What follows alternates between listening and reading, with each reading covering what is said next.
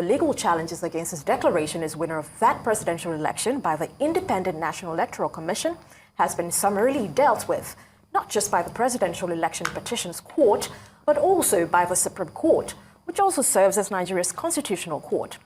But in the democratic spirit of the majority having their way and the minority having their say, we now usher in our next guest, Victor Vishney, the presidential candidate of Democratic Alternative during the last elections. Good to have you here. Good morning to you.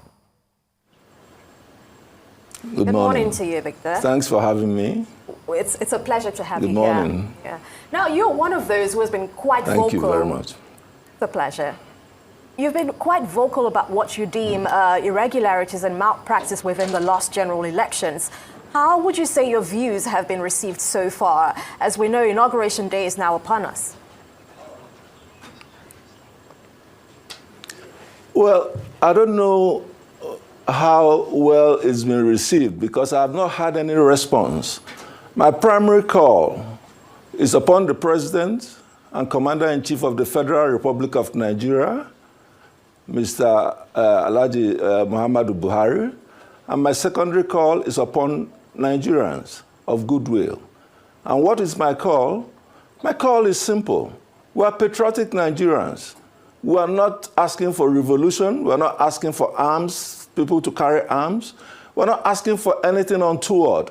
We are asking that the Constitution of the Federal Republic of Nigeria, the laws of the Federal Republic of Nigeria, be abided on.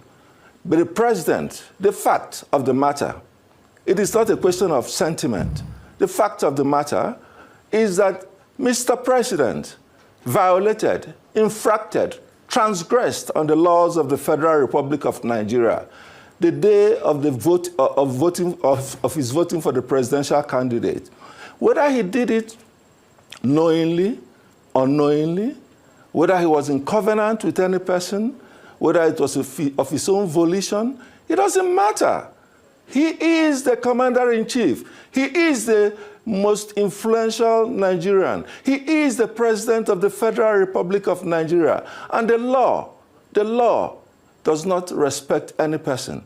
Now, how can we march forward and say we are swearing in another president if the last president violated the laws of the Federal Republic of Nigeria and by virtue of the Constitution, which he is standing on, he cannot be prosecuted because he has immunity. The police cannot arrest him. INEC cannot touch him. No one can touch him but himself. So I'm calling on him primarily. Mr. President, you are not above the laws of the Federal Republic of Nigeria. You violated the law. You infracted the law. You transgressed the law. The noble thing for you to do, the best thing for you to do in your own best interest and in the best interest of this nation is to cancel that very election where you violated. Recuse yourself from conducting the next election. Let your vice president conduct the next election and let there be a new presidential election where the laws will not be violated. It is a simple thing. And that is my call to the president and my call to my fellow Nigerians. I stand on the flag. As you see, I'm wearing a green suit and a white shirt. It's not my wont to do that always. I'm standing on the flag. I'm standing on the Constitution. I'm standing on the rule of law and calling upon the good people of this nation not to carry arms, not to do anything violent, but to stand by for the fight for Nigeria. We must fight for this country. It is our country. Thank you very much. Okay, let me just very quickly take a few steps back. And we know that your party, the Democratic Alternative Party, did not participate in the 2023 polls as it had been initially deregistered from the process. And then you got restored by the Court of Appeal. The entire process made it impossible for you to really participate. But we know as of today that the ship has set sail. Whether you like it or not, whether I like it or not, the president-elect, Senator Bola Ahmed Tinubu, will be sworn in on Monday, the 29th of May. That process has changed. What are your thoughts moving forward? Because that cannot be changed. Well, the truth is that I don't know on what you are standing when you say it cannot be changed. The election, the swearing in that you are talking about, is based on the Constitution of the Federal Republic of Nigeria. I ask you a question. Was it lawful that the president of Nigeria violated the Constitution? So that's what I'm saying. That swearing in should be cancelled. And the only person, whether he does it by executive veto, executive whatever, however he does it, he created the situation. He has made that sleep. He, Muhammadu Buhari, is the only one that can cancel it. And that is the way forward for me. The swearing in is a violation of our Constitution. You can't stand on a violation to impose another violation or not, or another, a constitutional matter on us. Was it right for Mr. President to display his ballot card and to tell Nigerians and thus influence the generality of Nigerians that he was voting for Bola Ahmed Tinubu? It wasn't. It's not my opinion. I don't have to be a lawyer. I know, and you know, and every one of us know that it was wrong. So if he knows and the generality of Nigerians know that this was wrong, why do we waste time going to the Supreme Court? Why do we waste time going to the tribunal? Why do we waste time saying it is inevitable, it must be done? Why must it be done if it was against the law? If the swearing in of Bola Ahmed Tinubu was wrong, and that is my position, and that's where I stand. So I do not understand you when you say that it must be done. I am calling on the president in his own interest, primarily in his own interest. He has a place in history. Whether he accepts that he violated the laws or not, whether he says the election was free and fair, as he's been saying, or not, it doesn't matter. The point of the matter is that before Mr. Vishney, the global audience, Mr. Vishney, and we live in a global village. Mr. Vishney, yes, what we all know is that yes, the Constitution allows only one person to say that the election has been conducted and the result of that election has been announced, and that is INEC.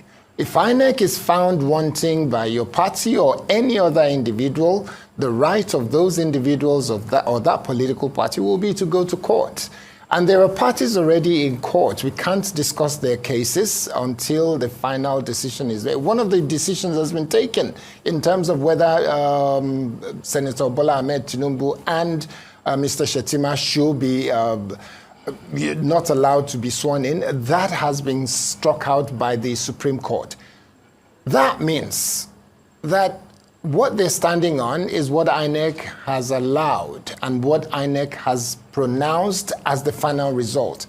Having said that, what do we do going forward? Because we can't continue to say that, oh no, they should not be sworn in on Monday, they cannot be sworn in on the basis that you have to go to court, and the court is the only one that can change that. If the court changes it between today and Monday morning, then we have something that we can say has changed. But for now, it stands. What do we do going forward? What would you recommend going forward? Because you can't change what is there now, Mr. Vishney, unless you go to court. Well, what is the confidence we have in our institutions? Take the courts that you have mentioned. What confidence should we, as citizens of this country, have in the court in the court? My party went to court on this pre-election matter about 10 months before the elections. And for about 10 occasions, 10 sittings in the court, INEC never came. And INEC was always served. And INEC would not come, and the judge would not give judgment. He kept saying that INEC should come. And at the nick of time, after the 10th time, I think, I wasn't there, remember? It was the party chairman and the party that was handling it. At the nick of time, he said, okay, on a Friday, I think, he said, I'm going to give judgment finally on Monday because I have given them enough notice, I have given them enough chance to come. And if they haven't come at least 10 times, I will now give judgment on Monday. And on Friday night, I was listening to the news on your channel, incidentally, and the Chief Judge of the Federal High Court of Nigeria announced that all pre-election matters must now go to the tribunal, to a new tribunal he was setting up. So I reckoned that it was not going to affect our party case. So I flew from Abuja to Lagos on Monday morning. And when I got to the court, the judge had announced that the matter had been taken away from him. And the new judge in the tribunal started. And the same process started. He said he wasn't going to take precedence from what the other court was saying. The new judge in the tribunal started. And the same process started. INEC wouldn't come.